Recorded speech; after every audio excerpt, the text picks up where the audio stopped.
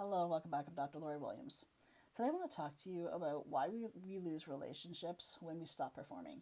So first and foremost, I want to kind of buffer this video by saying when I mean performing, it does not mean that you are acting, that you're fake, that you're phony. It just means that anything that you, excuse me, the person that you had to be in order to feel safe, in order to feel secure, and in order to have a connection, to feel connection with people. Your nervous system has created this survival aspect of who you are, and that is what I refer to as the performing aspect of who you are. So it doesn't mean that you're, like I said, it's not that you're fake, that you're phony. It feels authentically you because it's what you know, because your nervous system would have created this version of you back in, early childhood. So it's probably all you've ever known. But it doesn't necessarily mean that the survival aspect of who you are is your authentic self. It's actually usually the exact opposite of who your authentic self is.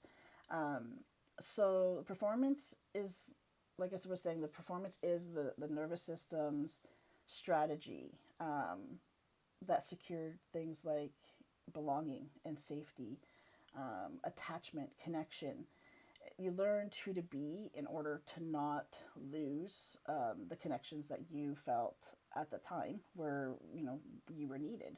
This may be with your parents, with your siblings, with your grandparents, aunts, uncles, whoever is in your life in early childhood. But the performed self, the performing self, is not the real self. It's the structured or the constructed safety survival identity. So essentially, when performance stops, the survival identity, the structured survival identity that was holding on to certain relationships, it collapses. It has no choice but to collapse. Not because you've necessarily changed, but because the illusion ended. Meaning that the more you become your authentic self, the more this false self, this survival self, doesn't need to exist anymore. So that's the illusion, and that's what ends up coming to an end. So many people in your life may not relate to who you are without the performance. They may be more connected to just the performance part of you, but the people that stay, they are the ones that are connected to your truth, not to the performing aspect of who you are.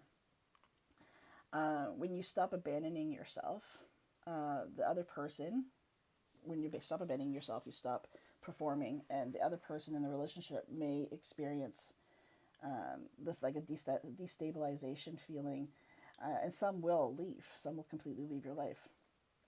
But this is not a rejection.